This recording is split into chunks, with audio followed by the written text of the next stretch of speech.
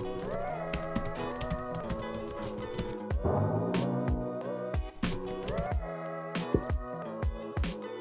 do want to welcome you to today's session. Today we are entering, I think we're doing episode 3 of our levels 3 of Canvas agreements. Down below is the bit.ly address. We'll put it in the slides if you need to, or in the chat if you need to, but it's a bit.ly address to our slide deck. And the slide deck contains all of the links that we are going to talk about, past, present, and hopefully future sessions as well. My name is Chris. I'm on the left-hand side. Fortunate enough to have the position of being a TOSA with my colleagues, Carrie and Nicole. Our table of contents is really important because if you're like me, you didn't always remember what slide you're on, and so you can click on the link to get to the slide. And so like we mentioned today, we're on level 3 of the Canvas agreements. We have the Canvas agreements, but then we have these levels of usage. Level 1, we've already spoken about, and we've actually, I think we're finished level 1. Or close to it, I think. We have a couple more sessions to go. We did finish level 2, hence why we're in level 3. And these are not things that you have to do, but these are things if you want to level up your usage of Canvas, your engagement in your classroom with your students. These are the tips, tricks, and tools of using Canvas and integrating them into the classroom to help you level up and to get your students really engaged in the learning. In today's session, we're talking about collaborations. And so I'll go ahead and show my screen in just for a second what we're talking about collaborations. But before we get out, we do want to kind of mention a few things about collaborations. One, there is some pre-setup with doing collaborations. And then my friend Carrie has put a T-chart, a pro and con, because there really is a pro and con to using collaborations. Some of you might come away going, wait a second, I could just use Google Docs. Absolutely. But we'll talk about that. So that's why the pro and con is in front of you. And there really actually isn't a lot of links because it's literally setting up your groups, which we'll talk about today. And then what are collaborations? And we'll kind of model and show what that looks like today. We will do questions and answers toward the end. This live recorded session, we don't anticipate to be very long. So, but I do want to be aware of setting up groups, has to be done first. What I'm doing is I'm actually in our course. We're working with elementary teachers, and we have quite a few elementary teachers enrolled in this course as students. And so it's a great course to use for modeling. And on the left-hand side, I've gone to people because like I mentioned, if you want to use collaborations, you have to set up groups. So let me tell you what collaborations are first, and then I'm going to go backwards to set up groups in just a moment. But the beauty of collaborations is if you want your students to be collaborating on a single Google document all at the same time and you have groups set up. For example, if Carrie and Nicole and Pat are in one group, I could set up as a teacher a Google document that you can take your notes on, and it'll instantly give you a copy of that document. So the three of you are on the same document and you're able to actually go ahead and collaborate and take notes. I can also use Google Slides as well, and it would give all the students in this team or this group a copy, the same copy of the Google Slides. So that team is working on their Google Slides. And so on the screen you see in front of you, I set up 2 test groups. And the reason why I set up test groups is I didn't want to invite all the teachers that are in this course to bug them. I actually just invited Nicole and I and Carrie. That's why they're called test groups. But I set up 3 groups, but the 2 I want you to look at are the 2 test groups. Test group 1, Google Slides. And what that does is once you've created your group and you create that environment where the students are getting a Google slide, then everybody in my team, Carrie, Nicole, and I are on the same team maybe, we all have the same access, the same Google document. And matter of fact, Carrie could go to either her Google Doc or she could click on collaborations and she will see that she can access this Google slide. So that is really the beauty of this. The other beauty of it is if you create it as a Google Doc, it'll instantly create a Google Doc for your students to start working on in a document. So Chris, why would I care about Google Slide or Google Docs and what's the difference? Well, the big thing is if I don't want to generate a template and give my students that template or that specified Google slide setup, I could just say, all right, you're all in your teams, you're in your book study teams. I created an environment where all of you can work and collaborate at the same time on your documents in your groups. That's it. All I have to do is come over here and hit start new collaboration. And I can choose a Google document, or I can say, no, I want to specifically use Google Slides, Google Sheets, or a Google Doc from my Google account, my Google Drive. And so here on the left-hand side, it says kind. I can choose Google document, a spreadsheet, or such. So the beauty of this is done pretty quickly. The other beauty of this, just as an FYI, is if I did want students to say, okay, listen, I need all of you to have the same template Google slide, then I could come here and I could go ahead and copy this Google slide, for example. I'm just going to copy it, and I'm going to go back to each group, and I'm going to paste my template into each group's Google Slides, because as a teacher, it kind of made a copy for everybody in their group, and I still retain it. I can still get to it. So as a classroom teacher, I can go to each one of my groups, go to those Google Slides, copy a template, which in this case is this funky template of this guy walking down the stairs, and then go to each of those student groups, their Google slide that was blank, and hit paste. Now you're like, well, wait a second, that takes a few minutes. Absolutely, but guess what? After a few minutes, I'm finished. Every group has the same Google slide preview template. Every group is starting to work. I'm done. I don't have to do a copy to, a force to, nothing. So that's the bigger picture of collaborations. I've heard so many teachers that have tried to do digital journals and just the basic management of having some sort of template and sending it out to students, and then maybe having to update it or change it in some way.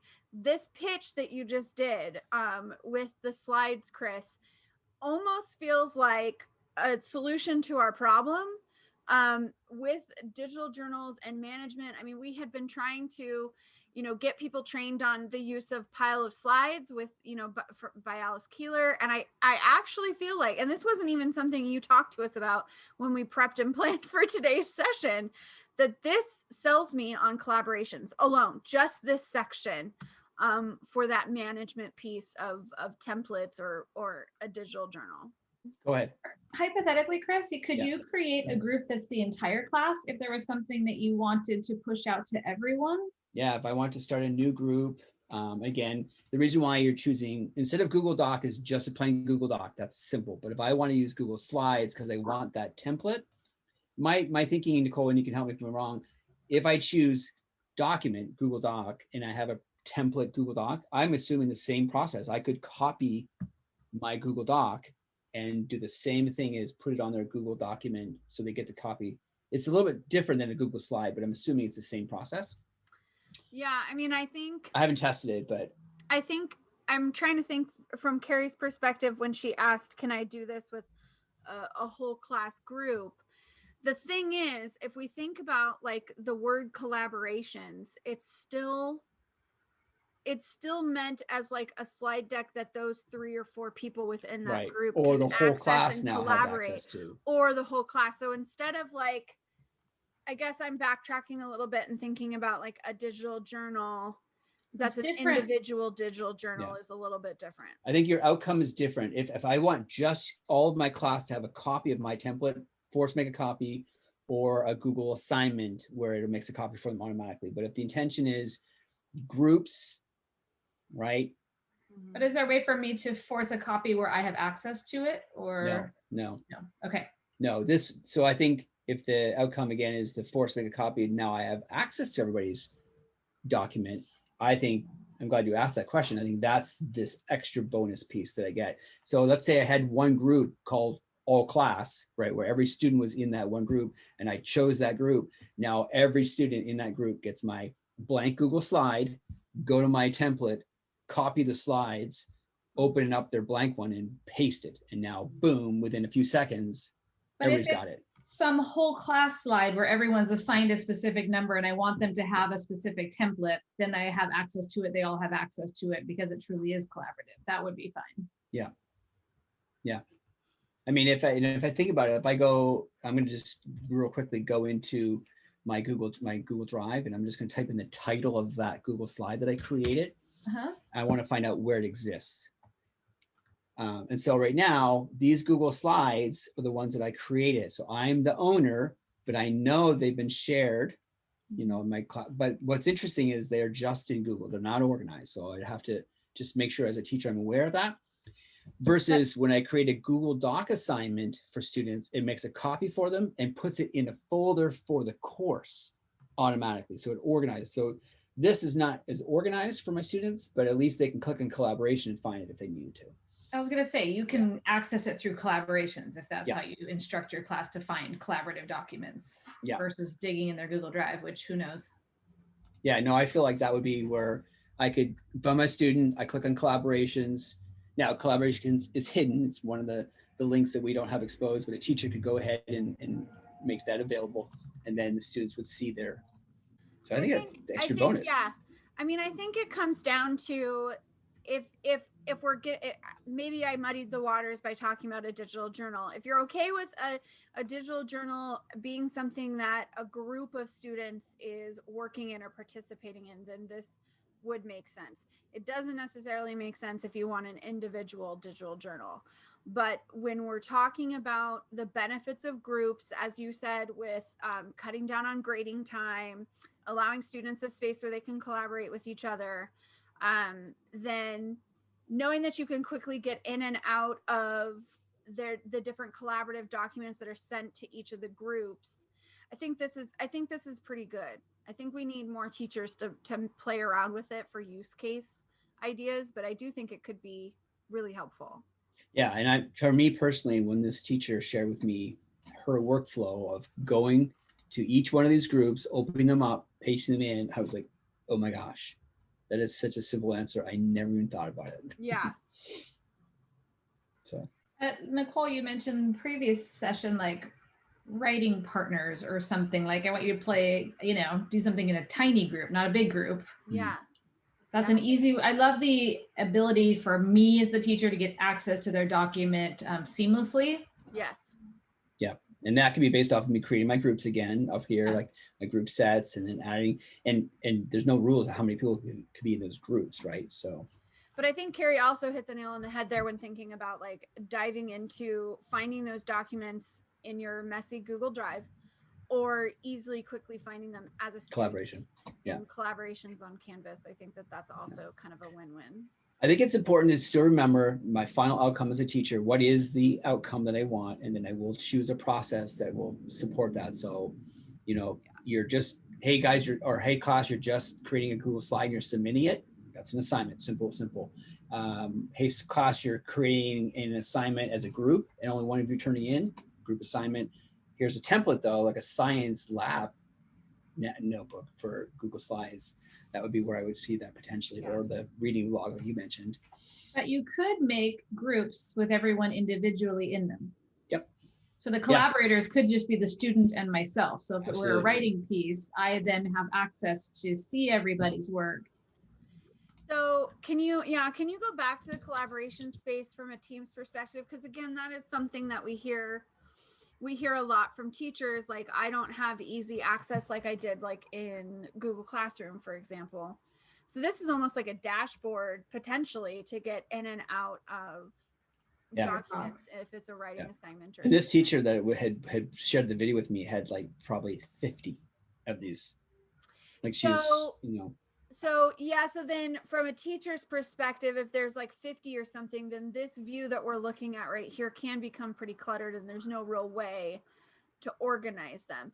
Are they and this would be alphabetized? Are they alpha? I mean, at first, I could create a new one called here, I'll just create a new one real quickly. Yeah, like a writing piece or whatever. Yeah, so then that would be a way to clump them together, I guess, in this view screen, your naming convention. But you only want us in individuals.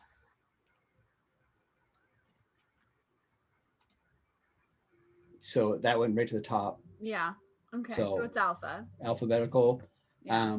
Interesting. This is the only place in Canvas that I've seen where the student view does not exist. So I assume because there's no difference. It's just click on collaborations, see the link. Now, what does a student see? How many on this list do they see? For every group they're involved in, they would potentially see one. And if you're looking at middle school, high school, that's for each course. Now, if I'm a middle school teacher and I have 120 students, what I've noticed, this is just one course. So I'm going to create multiple groups for multiple sections or multiple students. And that could be potentially where it could get a bit messy, because now that's going to be a large, I can't differentiate which section here on this view is which course period or which class period. Well, yeah, unless you did like you did a one naming for period scheme. One, your naming convention still. Chris, can you click on ABC for me? Yep. Now, would there be as many, there's only one document in there? Yeah, I only attached one Google slide. Are you asking, can you add more than one, or? Just wondering how you get the whole classes individual. So that, I'm sorry, so that every person gets the exact same, or each person gets their own? Each person gets their own. So if each person gets their own, and again, retaining ownership, right? That's what that to me would be like. I think come over here, create a group set and create a group for each one of my, this is going to be Carrie. That's her group, right? And so I'm going to create a group called Just Carrie, and I'm going to drag Carrie into her own group. Yeah. Then now I have a list of every student has their own group, and they're under a group set. So now, boom, everybody gets a copy, their own copy, a group of one. Okay, so the reason I got access to it is because I'm in there as a teacher. Yes. Okay. I'm wondering if this is clear as mud. Well, part of it's us processing, because I literally just learned this, like, I think yesterday, the day before. And so I was like,